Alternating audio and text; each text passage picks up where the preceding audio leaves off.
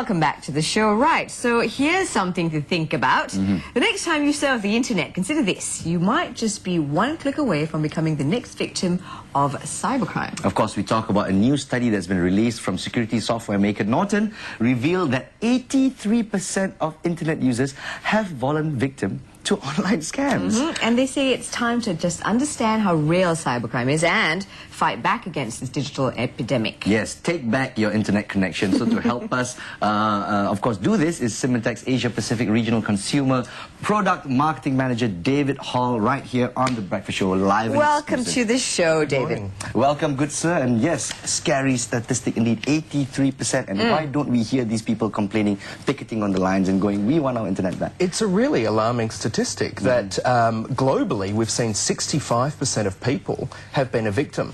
But when we looked into Malaysia, it worked out that it was even more.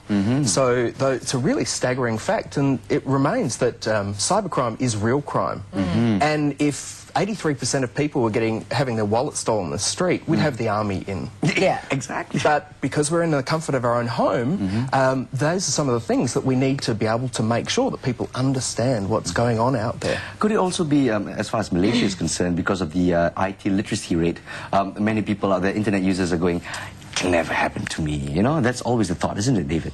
Well, it used to be the case that you'd hear about it on the news. Remember back in the early of last decade, you used to hear about these threats. There was big ones, they'd be on the news. But what happens is that cyber criminals become smart. And now what they're doing is they're just taking individual people out and taking money from them to be a victim of cybercrime. So it's certainly different, and it's silent. So it's a silent digital global epidemic. Goodness. And, you know, from this report, I've, gathered that not many people actually report a cybercrime to the police. They go to their banks, they go to their internet service providers.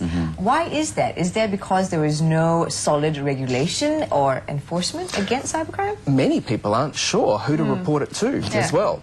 So, and the scale of the crime can be different. So there's things like if you've been a victim of identity theft. Very commonly, people have malicious software put on their computer that starts to record their usernames and passwords. Now, if you lose your email password or even your social networking site, many people aren't sure who to report that to.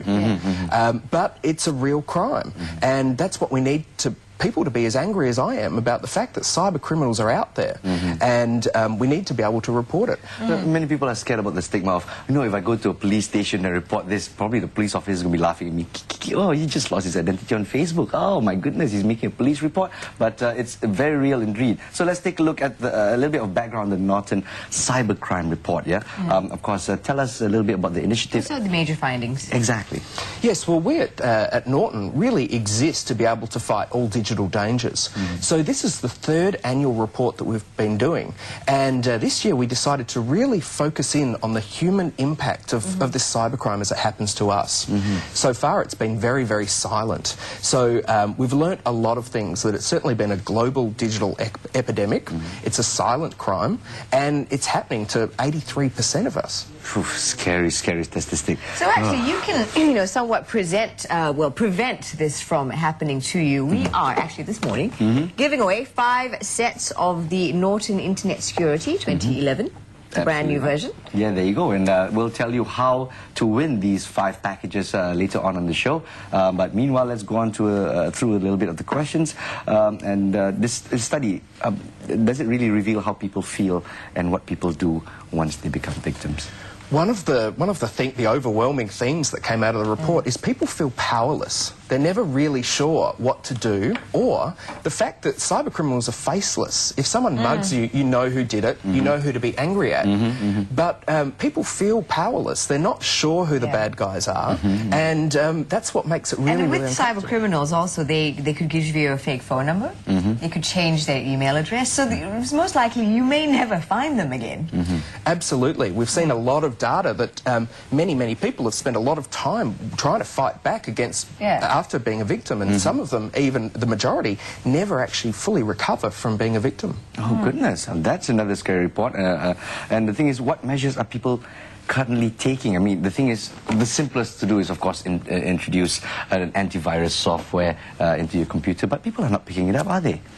One of the best things that you can do as a consumer is take 5 minutes just to learn about what's going on online. Because if you're empowered to know what the threats are, you certainly know how to avoid some of the scams. We've even set up a website called everyclickmatters.com, and you can go check that out and just learn a little bit about some of the attacks that are going on and how to prepare yourself. What are the most common attacks? Okay, well, from the cybercrime report, we learnt that the majority of cyber victims have been a victim of malicious software. These are things like your viruses, your worms, and even bots, and being part of a bot network. But then things like financial loss as well, and also being sexually harassed online as well was another thing that came up in the report. It's been common. Is it a big percentage when we talk about that? Yeah, around 13% of the people that we spoke to mentioned that had been a problem online. Wow. Let's turn the tables a little bit. Let's bring it back to the consumer. So,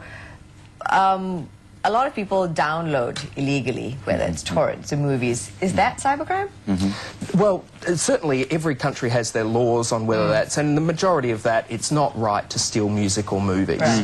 But the cyber criminals have worked this out, so that's where they tend to play a little bit as well.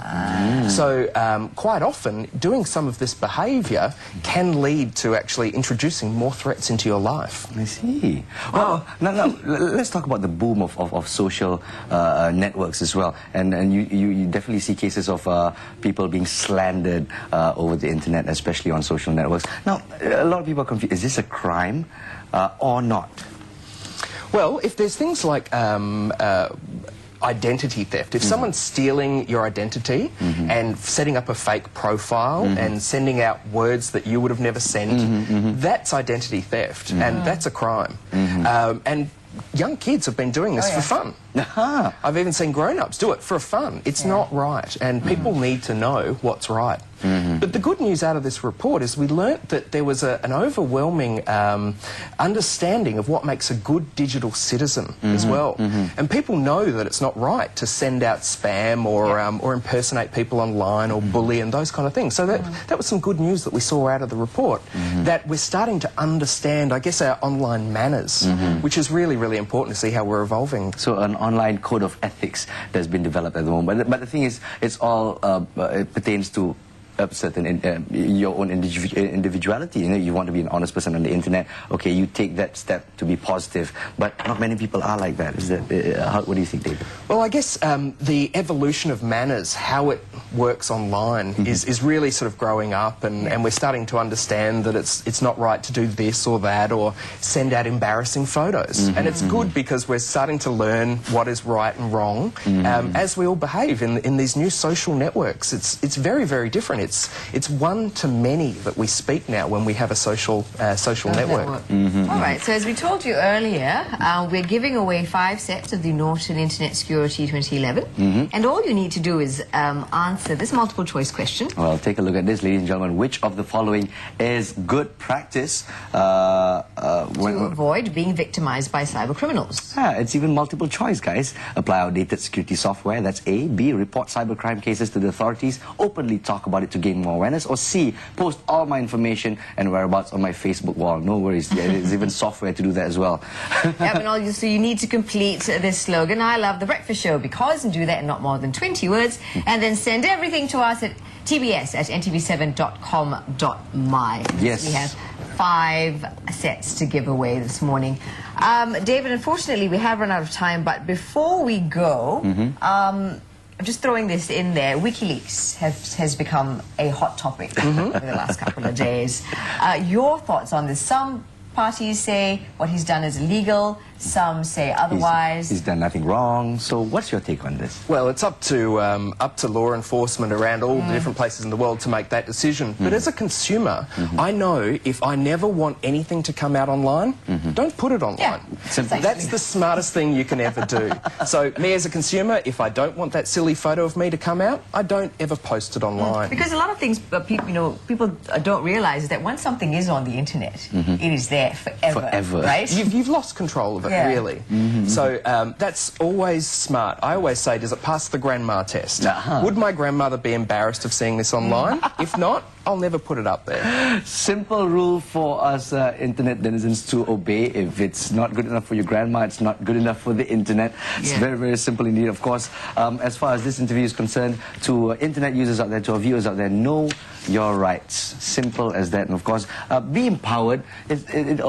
All it takes is 5 minutes to know a little bit more about internet security, and of course a great antivirus software would help very, very much. You can also read a lot about it at www.everyclickmatters.com. All right, now to wrap things up, let's have a few tips from you, David. What can you share with our audience? Okay, well the first thing is you need to make sure that you've got the most up-to-date security patches on your computer. It's easy. Quite often they come down automatically, but just make sure you take the time to install them. Updating and having good security software. Cyber criminals love it when you haven't updated your security software. So that's really, really important. Exactly. Use good passwords as well, and change them regularly. So that's really, really important, because that's the keys to your identity online. So you want to make sure that they're not easily guessable and things like that. So those are some of the key things that you can do right now to make yourself even safer online. So there you go, ladies and gentlemen. Be proactive and take heed of these particular tips, especially when it comes to passwords. You think that nobody will ever figure it out, but trust me, cyber criminals. Yeah, and if you want a bit of a shocker, you can actually log on and read this report. It's available at www.norton.com/cybercrime report. That might get you changing your password today. David, thank you so much for being with us this morning. Thank you. Stay safe online. Mr. Hall. All right.